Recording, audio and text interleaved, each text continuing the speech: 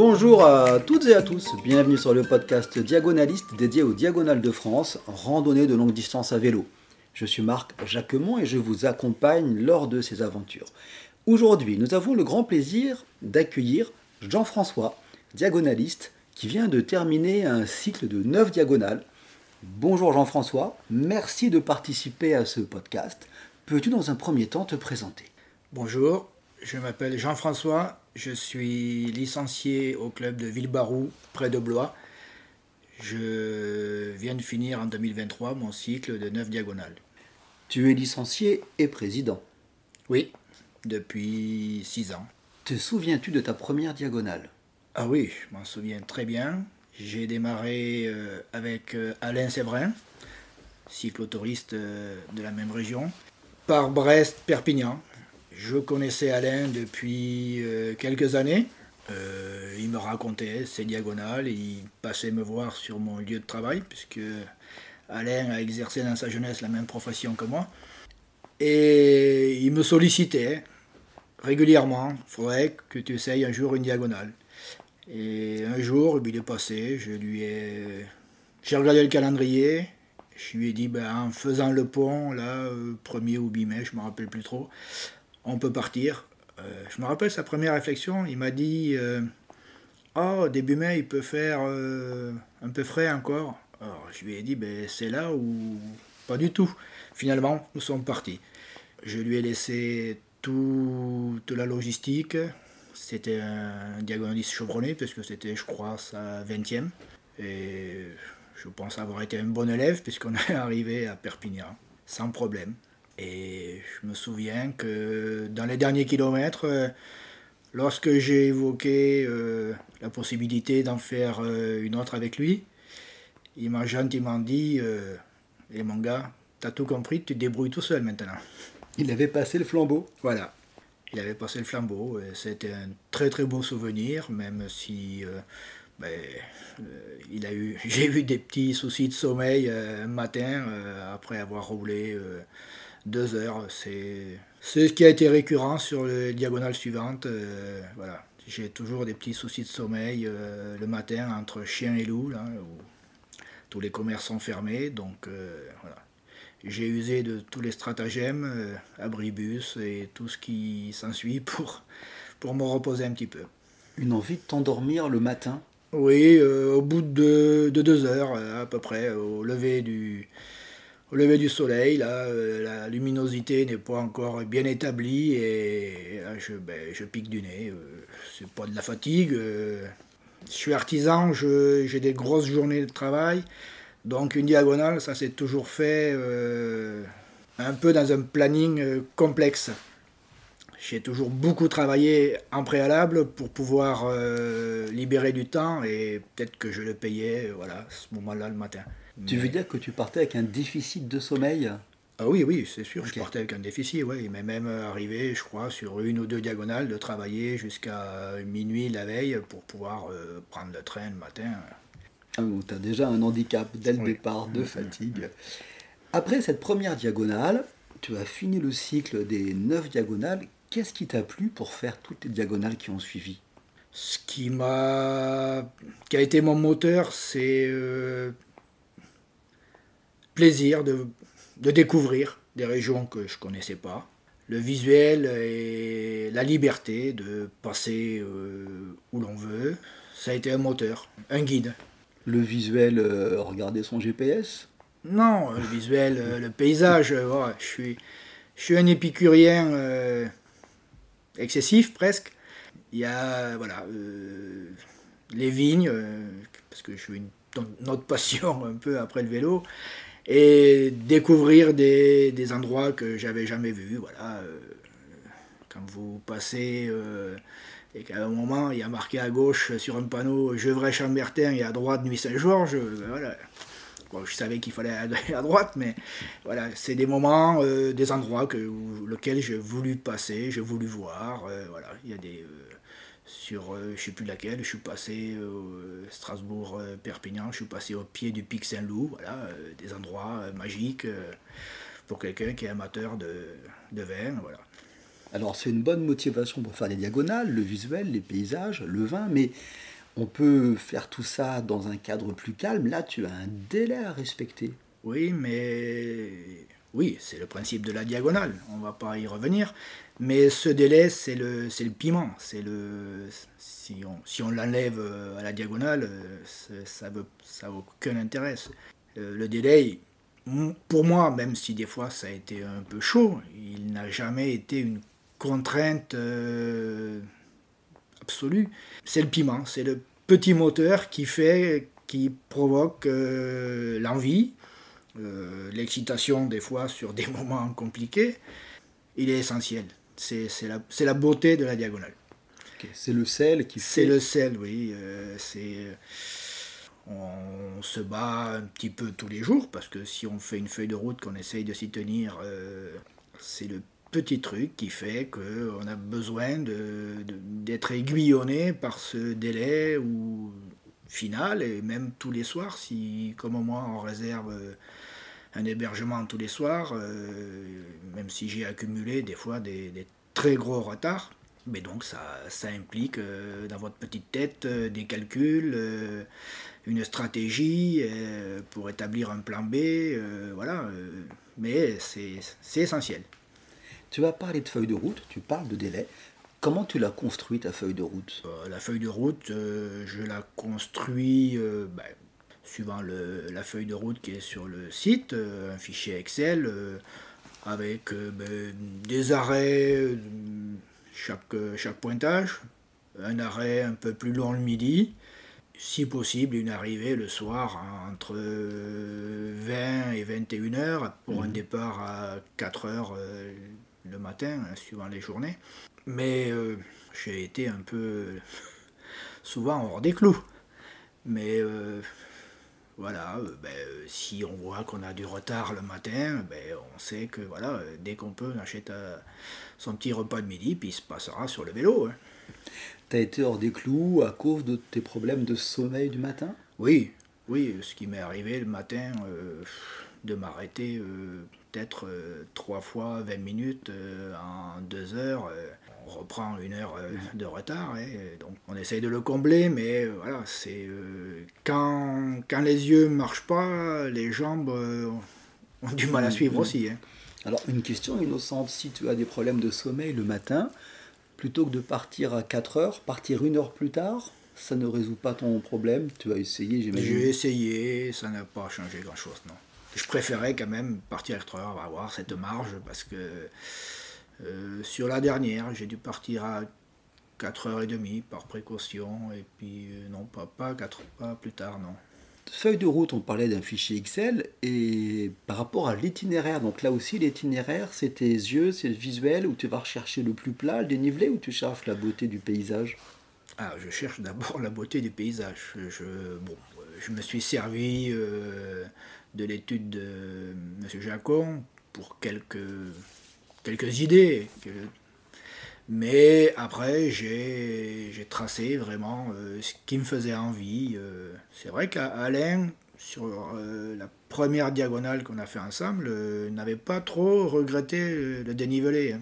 Le passage du côté de Bergerac jusqu'à Montauban, je pense qu'il m'avait fait un bon test. Mhm. Il voulait voir mes aptitudes et ça m'a donné l'envie. Le dénivelé, bon, je suis pas un grand grimpeur, mais je sais connais mes possibilités, je m'en suis toujours débrouillé.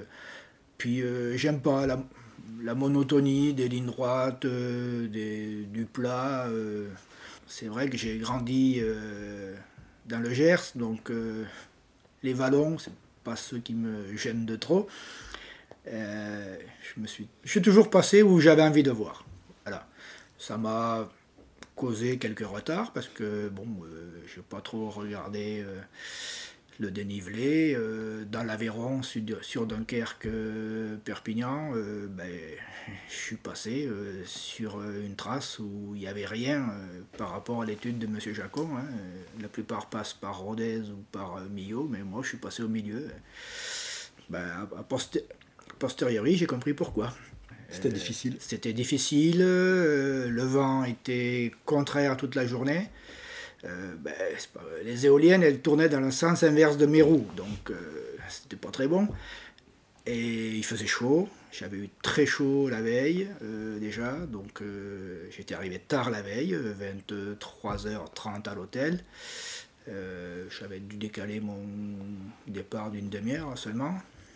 Et la journée était très compliquée. Bon, heureusement qu'il restait qu'une étape relativement courte pour rejoindre Perpignan. Et puis sur Dunkerque, Menton, j'ai voulu passer un col alpin à 2000, donc je suis passé par le col de la Cayolle. Donc ça nécessite une belle montée, 4h du matin jusqu'à 8h là-haut. Le visuel était là-haut parce que je suis arrivé tout seul là-haut et puis j'étais entouré d'une colonie de marmottes qui jouaient sur les quelques brins de neige qui restaient à droite à gauche. Mais c'est des moments, voilà. Le visuel est la chose la plus importante, même si la difficulté est présente tous les jours un petit peu. Hein. Le plaisir des yeux l'emporte sur tous les petits bobos, les petits mots qui peuvent nous perturber toute la journée. Tu as fait des diagonales accompagnées, à deux, des diagonales tout seul. Quand tu parles du plaisir, tu le partages pas si tu es tout seul. Tu as préféré les faire accompagner ou tu aimes bien les faire en solitaire, tes diagonales? J'ai bien aimé les deux premières, donc la première avec Alain. Ça reste un plaisir, parce que Alain connaissait déjà bien les tracés et tout, donc il m'a fait profiter de toute son expérience. Et la deuxième, c'est moi qui suis devenu professeur, puisque j'ai amené mon président de l'époque, qui avait quand même 18 ans de plus que moi, qui débutait sur une diagonale. Et nous avons réalisé Dunkerque-Hendaye. Elle a été un peu rocambolesque parce qu'un découpage un peu atypique. Une première journée très dure sous une chaleur et un vent contraire jusqu'à la Seine. Et nous avons eu une troisième étape avec une matinée très humide dans le Cognac. Et nous avions décidé de prendre le bac à Blaye. Et le retard s'accumulant, on savait qu'il fallait arriver un petit peu à l'avance. Et on est arrivé juste à l'instant où le bac partait.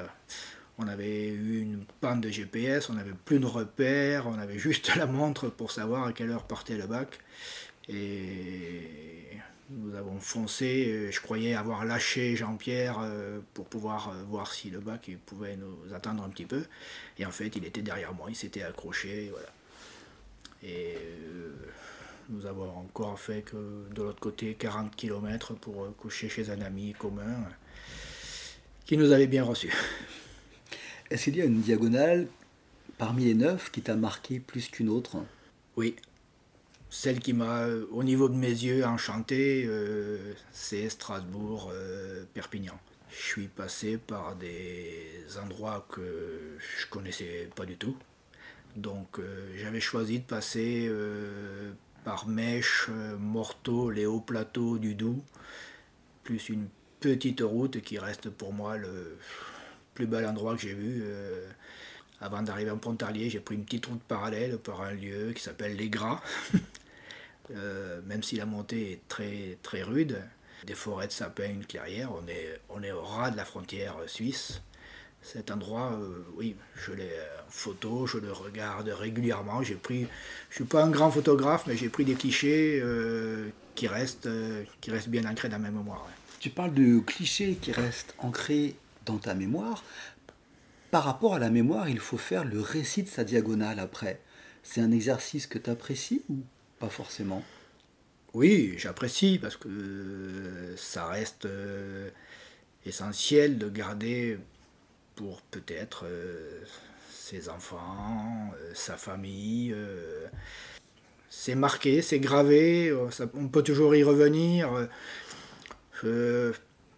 on le réécrirait peut-être d'une autre façon, mais voilà, moi c'est mon cœur qui parle souvent, c'est mon cœur d'épicurien. Bon, je suis loin d'aligner des chiffres et des numéros de route.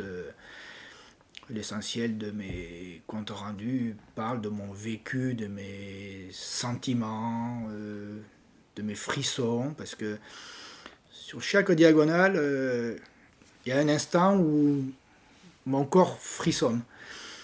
C'est très aléatoire, ça peut arriver très près de l'arrivée, comme très loin, si je sens que la partie est acquise. Au moment où je sens que rien ne peut briser cette réussite, mon corps frissonne, je tremble, j'ai des frissons, et puis un petit bout peut-être de larmes qui montent. Voilà, c'est pas que je craque, mais c'est un bout de fierté, voilà, qui me gagne mon corps et qui est agréable, parce que voilà, c'est pas une victoire, hein, c'est loin d'être une victoire, mais même une réussite non plus, mais il y a tellement de plaisir dans une diagonale que on se trouve très, très satisfait à ce moment-là. C'est de l'émotion qui monte? Une petite émotion, oui, c'est pas, on craque pas non plus, mais c'est un plaisir. C'est un plaisir qui se décuple tout d'un coup. Voilà. Comment tu te prépares tant physiquement que mentalement pour une diagonale? Tu as un plan précis? Non, j'essaye de... Bon, je pars du principe que quelqu'un qui est un bon randonneur, qui fait, voilà, comme moi, entre 6, 8 ou peut-être un peu plus certaines années kilomètres par an, s'il ne coupe pas trop l'hiver, je me suis présenté sur des diagonales avec à peine 2000 km depuis le mois de janvier. Oui. Il ne faut pas être usé, il faut pas. Il vaut mieux faire des sorties longues pour accumuler des heures de sel qu'aller accumuler des kilomètres tous les jours, l'usure. Alors mes déficits de sommeil peuvent être engendrés par peut-être une préparation trop poussée, et voilà, être obligé de se lever tous les week-ends pour aller pédaler. Non, j'ai pas eu besoin de ça. J'ai la chance de ne pas être gêné au niveau assise. J'ai jamais eu de blessure, quoi que ce soit. T'as pas de douleur? Non, bon, un petit peu les épaules, peut-être plus dû à ma profession qu'autre chose, mais après j'ai eu l'ensemble des diagonales, météo à peu près correcte. J'ai pas eu d'une accumulation de journées défavorables. J'ai eu chaud, j'ai plus souffert de la chaleur que du mauvais temps, une bonne gestion de l'hydratation, et puis ça se passe pas trop mal. Là. Tu as pas de douleur, hein, de fesses, de cervicales, de poignets. Peut-être que tu as un vélo particulièrement confortable? Non, j'ai un vélo carbone que j'ai depuis 2009. J'ai fait mes 9 diagonales avec ce vélo. J'ai fait l'ensemble de mes grandes randonnées avec ce vélo, toujours le même. Chargé, il supporte les bagages. J'essaye d'étudier mes bagages au mieux. Et Tu as quoi comme éclairage sur ce vélo?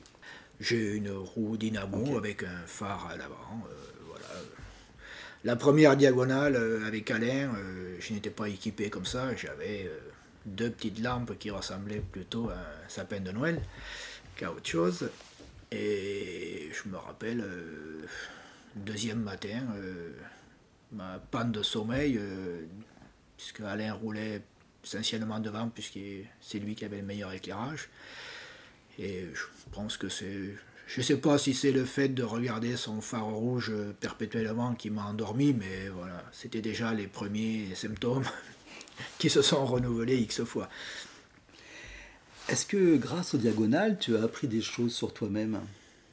Oui, des choses que je suis un peu obligé de mettre en pratique tous les jours dans mon boulot.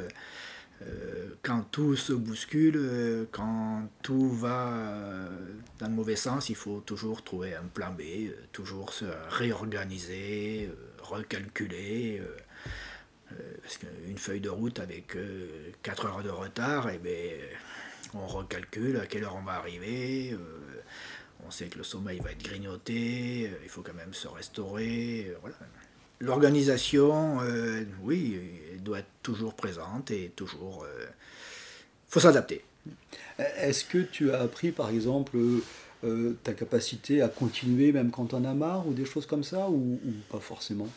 Ta résistance? Oui, la résistance, mais du fait d'avoir réservé l'hôtel tous les soirs, ça m'imposait, c'était pas une contrainte, mais ça m'imposait quand même d'arriver à ce but pour repartir sur la base, même si le sommeil allait se retrouver amputé.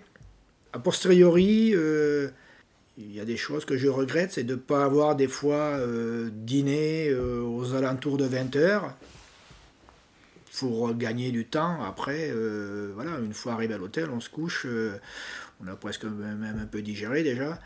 Et ouais, c'est une chose que j'ai, a posteriori, que j'aurais peut-être dû utiliser. Tu veux dire dîner et rouler après? Oui. Ok. Okay. Oui, parce que sur les 2-3 fois où je suis arrivé très tard, je savais que mon arrivée se situerait autour de 23 heures, voire plus. Donc en mangeant à 19 heures ou 20 heures, j'aurais pu... Parce que j'ai toujours très très bien roulé le soir, même dans la pénombre. Le soir, j'ai toujours bien roulé. J'ai jamais eu de problème de sommeil que j'ai le matin, voilà. Pourquoi? Pourtant, j'étais entamé de ma journée, voilà, même après 250 km, j'ai toujours bien pédalé. Quel que soit le relief. Le soir te correspond mieux que le matin. Oui, je sais pas pourquoi. Je suis pas... Je sais pas. Ça doit être un problème physiologique que je maîtrise pas, je sais pas. Tu me parlais du sel, de la diagonale qui était le délai. Si tu devais convaincre un cyclotouriste avec qui tu roules de faire une diagonale, tu lui dirais quoi? Ben, je suis en train d'en convaincre un gars de mon club. Je lui ai donné conseil, je lui ai trouvé un partenaire parce que bon, je voulais quand même pas le laisser partir tout seul. Et le plaisir, voilà. Ils vont sûrement démarrer par Brest-Perpignan, qui est, je pense, une diagonale idéale pour des débutants, même si son compère qui l'accompagnera n'est pas débutant. Mais le plaisir, voilà. Il m'a montré son ébauche de tracé, voilà, il est parti sur quelque chose, puis finalement il dit bon, j'ai pas peur, je vais passer par là. Le plaisir doit être... faut pas se contraindre, il faut pas chercher non plus à enlever tout dénivelé, toute difficulté. La monotonie, moi personnellement, les Landes, c'est une horreur. La plaine du Marais Poitevin, pareil. Voilà, moi, dès que c'est vallonné, ça me plaît. Alors, les Landes, je peux plus. Même si je suis voisin d'origine. Donc pour le convaincre, tu lui as dit le plaisir, et pourtant tu vas pas l'accompagner dans sa diagonale, mais il va se lancer dans une longue distance. Ben, je vais pas l'accompagner parce que voilà, j'ai fait une promesse, j'en ferai que 9, je voulais pas aller au-delà. Si j'avais démarré plus tôt, peut-être que j'aurais entamé un deuxième cycle, mais là, voilà, non. Okay. Est-ce que la communauté des diagonalistes a une place dans ta vie? C'est quelque chose d'important? Ah oui, il y a une forme de solidarité. Dès qu'on se reconnaît, on cause de nos diagonales, bien sûr, mais le petit diagonaliste est un élément essentiel. Il nous permet de nous connaître sans nous s'être jamais rencontrés par une photo, par un récit, et puis on sait, ah, c'est toi qui étais passé là, qui a écrit ça. Et puis il m'est arrivé une anecdote un dimanche en rentrant de ma sortie dominicale avec mon club. Je traversais la Loire pour rentrer chez moi, et puis de l'autre côté, sur les berges de la Loire, il y avait, je voyais bien, 3 diagonalistes. 3, oui, ils étaient diagonalistes, 3 cyclos, et puis J'ai reconnu de suite Jean-Michel Vermeer, parce que comme il roule toujours avec sa saharienne, et puis je l'ai reconnu à ça, et ils étaient en train de pique-niquer. Il était accompagné, je crois, de Sylvain et puis Alain Roy, je pense. Et je leur ai proposé un café à la maison, puisque j'habitais à côté. Et oh non, non, on est pressé, ils avaient pris un peu de retard. Et puis voilà, on s'est quitté comme ça. On s'est revu après avec Jean-Michel à plusieurs occasions. Et voilà. Tu ne les connaissais pas, tu ne savais pas qui passait par là? Ah non, j'étais au courant de rien. Je ne suis pas sariste, je vais peut-être le devenir. La retraite arrive bientôt, j'aurai plus de disponibilité. Non, c'est juste la casquette saharienne à Jean-Michel qui m'a permis voilà, de mettre le nom. Tu as dit que tu as parlé des saristes. C'est quelque chose d'important dans les diagonales, les saristes? Oui, même si voilà, il y a des gens qui sont déçus, des fois j'ai entendu des trucs genre j'ai jamais rencontré de sariste, ou j'ai pas vu de sariste, ou bidule, il n'est pas venu. Non. J'ai une anecdote, parce que sur notre première diagonale avec Alain, nous avions rencontré Gilbert en Bretagne, Gilbert Lecor, et le lendemain, dans la Charente, on roulait tous les deux avec Alain, j'aperçois au loin un maillot jaune de l'Amical, et je lui dis à Alain, il y aurait bien un sariste qui arrive. Oh, il me dit non, non, il me dit personne ne m'a renseigné, parce que c'est Alain qui avait donné ses coordonnées. Et en fait, c'était Alain Renoux de Royan, qui depuis est malheureusement disparu. Et il était un brin ému quand il nous a payé un coup, parce que c'était sa première rencontre. Il venait juste d'être sariste, et c'était sa première rencontre de diagonaliste. Donc il était tout content, et puis moi c'était ma première diagonale, donc il était pleinement satisfait. Une dernière question, Jean-François, mais je crois que j'ai la réponse. Si tu devais me définir une diagonale en un mot ou une phrase, ce serait quoi? Le plaisir. Le plaisir que ça crée? Oui. Eh bien, en tout cas, merci beaucoup Jean-François pour avoir partagé ton expérience de diagonaliste. Merci à tous nos auditeurs de nous avoir rejoints. N'hésitez pas à nous envoyer un email à diagonaliste au pluriel @gmail.com si vous avez des questions, des suggestions ou bien sûr une diagonale à partager. Merci pour tous vos commentaires que je reçois régulièrement, qui me font le plus grand plaisir. Encore une fois, merci Jean-François, au revoir. Merci.